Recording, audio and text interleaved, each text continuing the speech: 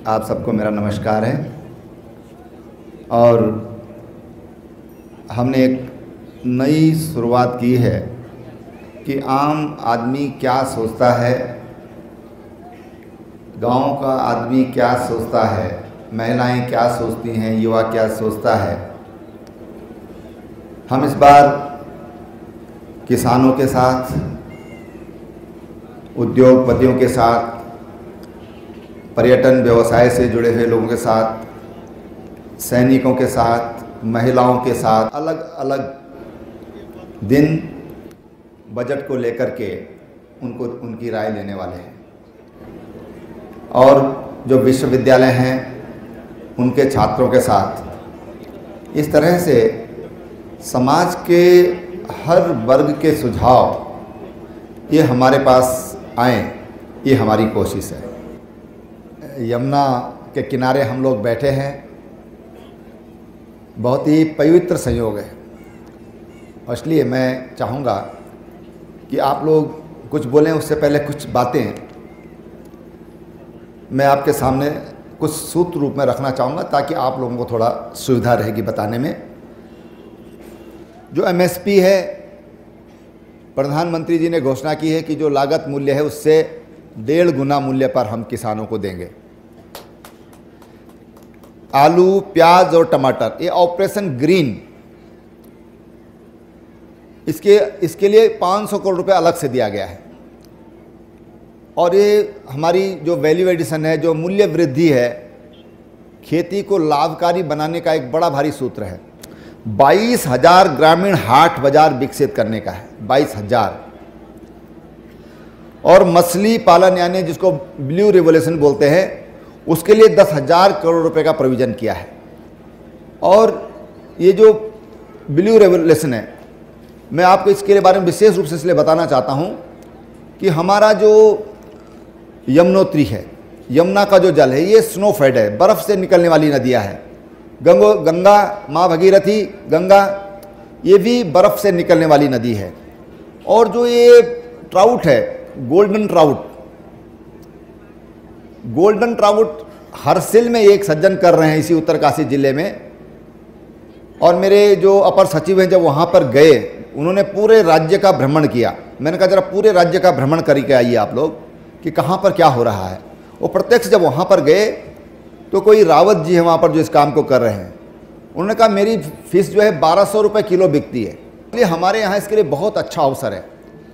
हमने इसके लिए राज्य में भी अलग से बजट का प्रावधान हम इस बार करेंगे। और बांस की खेती, देखिए हम लोग बांस पेपर की बात करते हैं, लेकिन देश का दुर्भाग्य ऐसा रहा कि पिछली सरकारों ने इसका कभी ख्याल नहीं किया।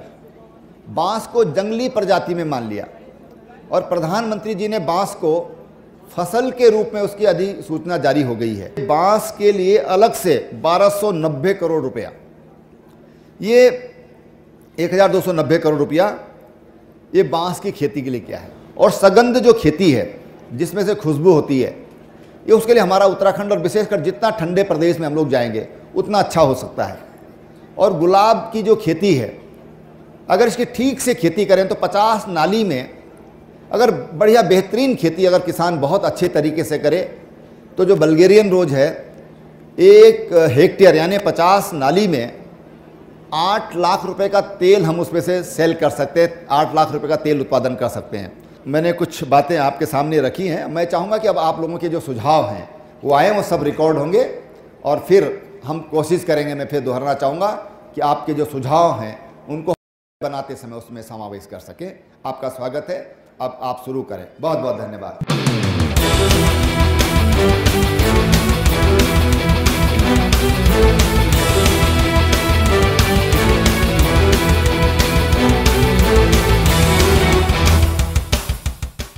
माननीय मुख्यमंत्री जी, पहले तो हम आपका यमुना घाटी आगमन पर तहे दिल से स्वागत करेंगे।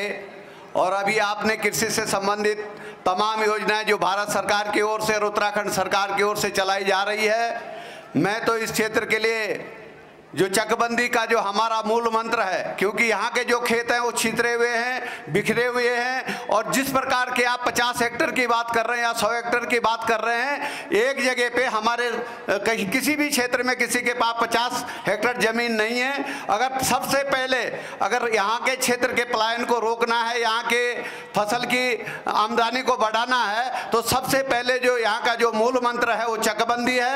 स्वैच्छिक चकबंदी यहाँ पर नहीं हो सकती है। मैं कह रहा हूं कि चकबंदी के लिए उत्तराखंड के अंदर एक विशेष कानून बनना चाहिए, ताकि यहाँ के जो छितरे हुए खेत हैं वो एक जगह पे आ जाएं, और सरकार की ओर से वहां पर आपकी राय आ गई है। अभी सबको मौका देना है, इसलिए मैं क्षमा चाहता हूं। धन्यवाद। दोहराए नहीं, जो एक बात जो आ जाए तो कृपया उसको दोहराए नहीं, है ना, तो कम समय में सारी आप इसमें कुछ कहना चाहेंगे माननीय? सबसे पहले तो माननीय मुख्यमंत्री जी का गंगनानी में हार्दिक अभिनंदन, स्वागत। माननीय मुख्यमंत्री जी, मैं तो ये कहूँगा कि पहाड़ और मैदान की जो कृषि भूमि है उसमें बहुत अंतर है। अगर पहाड़ों में लैंडस्लाइड हो जाता है तो खेत फिर किसी काम का नहीं रह जाता और जोत बही कम हो रही है। अगर मैदानों में बाढ़ आ जाती है तो खाली फसल डूब जाती है। इसलिए पहाड़ के लिए अलग कृषि नीति बने, क्योंकि पहाड़ में जो खेत एक बार बर्बाद हो जाएगा लैंडस्लाइड से, वो दोबारा उसमें कुछ उगने वाला नहीं है, वहाँ कुछ पैदा होने वाला नहीं, और काश्तकारों को इसका कुछ नहीं मिलता है। इसलिए जोत घट रही है, इस जोत बढ़ाने के लिए काम किया जाए। एक सर, जो अभी जो बंदरों से हमें दिक्कत हो रही है, जितने हम फसलें बो रहे हैं, बगीचों में जो हम पौधे लगा रहे हैं, जो हमारे जो फल आ रहे हैं, उसमें जो बंदरों के द्वारा बहुत ज़्यादा, जंगली जानवरों के द्वारा बहुत ज़्यादा नुकसान पहुंचाया जा रहा है।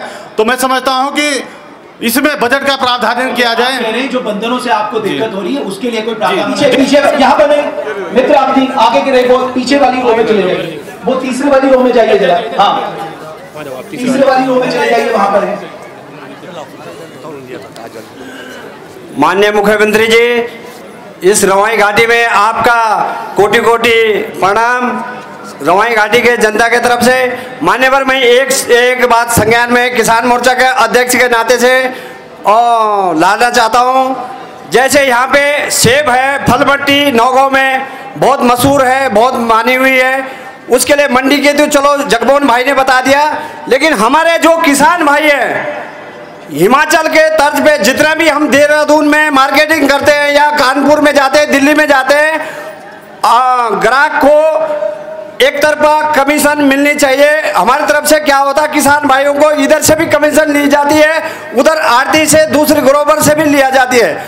हिमाचल के तर्ज पे अभी नए प्लान पे उन्होंने किया है कि कमीशन खरीदने वाले पे लगा जाए और ना कि किसानों पे नहीं लगा जाए। मैं एक छोटी सी उद्यानपति हूँ और सुलोचना गौड़ मेरा नाम है।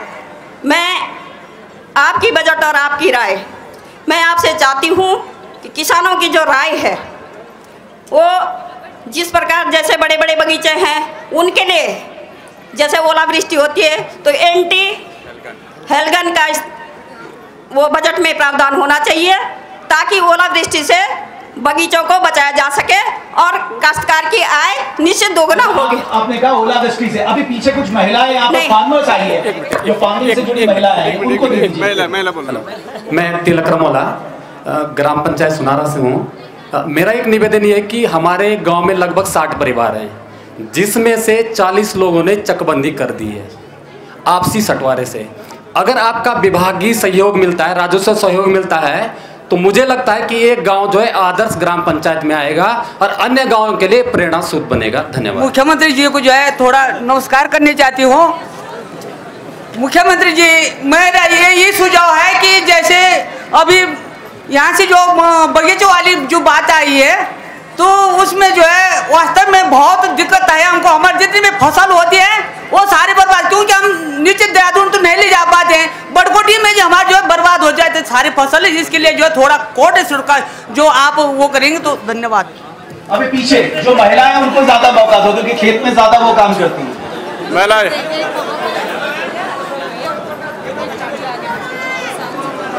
मैं किताब सिंह रावत माननीय मुख्यमंत्री जी से ये निवेदन करता हूँ कि जैसे सेब के बगीचों की तरफ ध्यान दिया जा रहा है, इसी प्रकार से अन्य जो सिट्रस प्लांट हैं, जैसे अमरूद है, कागजी नींबू आदि हैं, तो जो आपका हॉर्टिकल्चर का जो बजट बनता है उसमें इसका प्रावधान किया जाए, ताकि अन्य जो हमारे बगीचे वाले लोग हैं, माल्टा संतरा वाले हैं, उनको भी कोई स्थान मिल सके।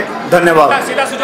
माननीय मुख्यमंत्री जी, मेरा सुझाव है कि रवाई घाटी में सेब और टमाटर और मटर पे समर्थन मूल्य घोषित हो।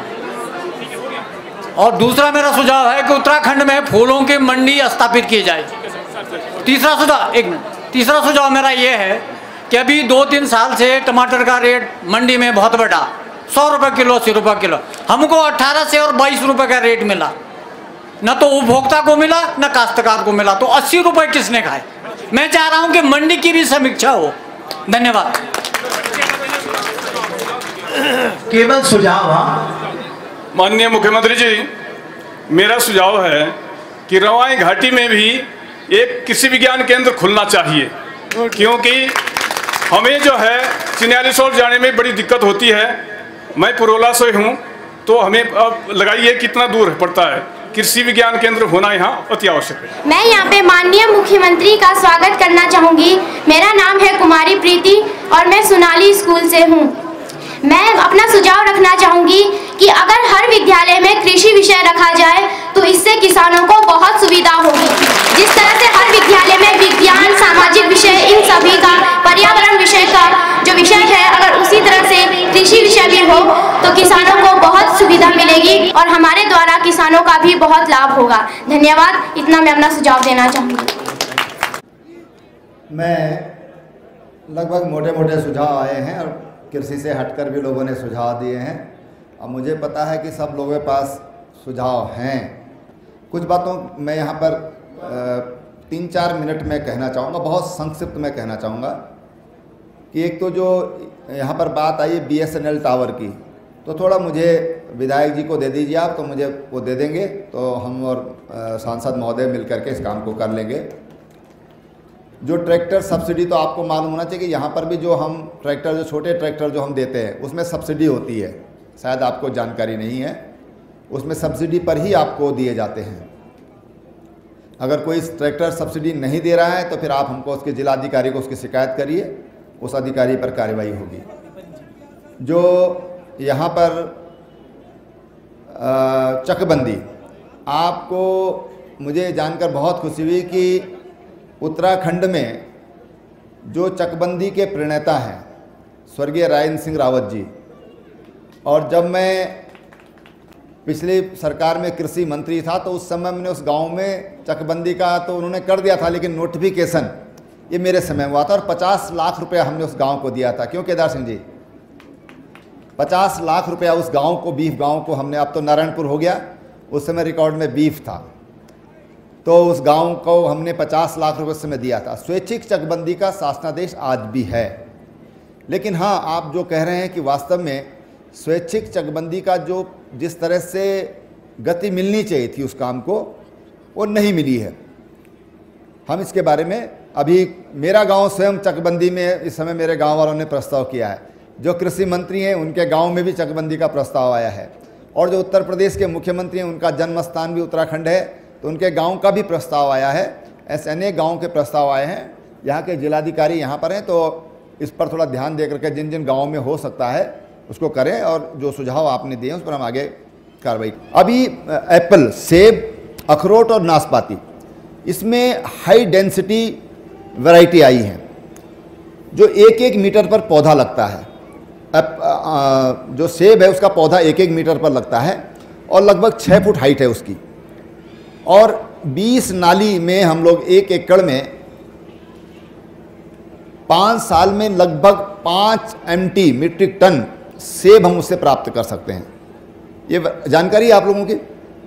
ऐसी वैरायटी कोई आई है? आप जाएंगे तो आपको सैंज गांव है अटाल के ऊपर, तो वहाँ पर एक फार्म उसका विकसित हुआ, उसमें पहली फसल आई है। पहली फसल में 20-22 दाने लगे हैं सेब के पौधे पर। 1.5 साल में फल लगना शुरू हो जाता है, 1.5 साल में, और 5 साल में फल, पेड़ जो है फुली मेच्योर हो जाता है, और फुल ऐसे लगता है जैसे टमाटर लग रहे हैं, जैसे बिल्कुल अगर फोटो देखेंगे आप तो टमाटर की तरह लगता है। थोड़ा कॉस्टली है, लेकिन यहाँ पर मैं जानता हूँ कि कई किसान इस घाटी में ऐसे हैं कि उसको बर्दाश्त कर सकते हैं, और सरकार भी अपनी स्कीमों को ला सकती है। थोड़ा, एक तो सैंज गांव है, आप जाएंगे तो आपको देखने को ऐसी अखरोट की वैरायटी आई है कि अखरोट 3 साल में फल देने लगता है, और वो पौधा हमारे राज्य में आ चुका है। सरकार के पास नहीं है, लेकिन सरकार अगर आप लोग तैयार होंगे 3 साल में फल देना शुरू करता है और उसके बाद ये लगातार फल देता रहेगा। ऐसे ही नाशपाती, कलर्ड जो नाशपाती है वो भी 1.5-2 साल में फल देना शुरू कर देती है, और वो गर्म जगह में भी हो सकती है, देहरादून में भी हो सकती है, यहाँ भी हो सकती है, वहाँ भी हो सकती है। ये 3 नई वैरायटी अभी अभी फ्रांस ने और हॉलैंड ने डेवलप की हैं। फ्रांस, हॉलैंड ने। थोड़ा टेक्निकल है खेती, लेकिन मैं जानता हूँ कि यहाँ पर बहुत ही हमारा उच्च श्रेणी का किसान है जो उस चीज़ को बहुत अच्छी तरह समझता है। तो ये 3 चीज़ें अभी आई हैं। बाकी एक बात यहाँ पर मंडी शुल्क की बात आई। देखिए, हम लोग ये कोई भी मंडी शुल्क किसान से नहीं ले सकता है, ये एक्ट में प्राविधान है। किसान से जबरदस्ती लेते हैं तो आप उसकी शिकायत करिए उस आड़ती की। 1 पैसा किसान से लेने का प्राविधान नहीं है। एक बात मैं यहाँ पर मंडी की उस समय घोषणा की थी, इस बार वो मंडी आपकी बनाएंगे हम। बहुत अच्छा आपने याद दिलाया, वो मंडी की मुझे याद है, उस मंडी को हम यहाँ बनाएंगे। लेकिन मैं आपको ये बताना चाहता हूँ कि भटवाड़ी में एक कोल्ड स्टोर तैयार है। वो कोल्ड स्टोर बना दिया, लेकिन कोई उसका इस्तेमाल नहीं हो रहा है, कोई इस्तेमाल, बेकार पड़ा हुआ है। मेरे पास आज भी 150 करोड़ रुपया कोल्ड स्टोरेज के लिए है। कोई बनाना चाहे 50% सब्सिडी पर बना सकता है। लेकिन थोड़ा सा जब हम कोल्ड स्टोर की कई बार बात करते हैं तो हमारे यहाँ ऑफ सीजन वेजिटेबल्स हैं, ऑफ सीजन फ्रूट्स हैं, ऑफ सीजन फ्लावर्स हैं।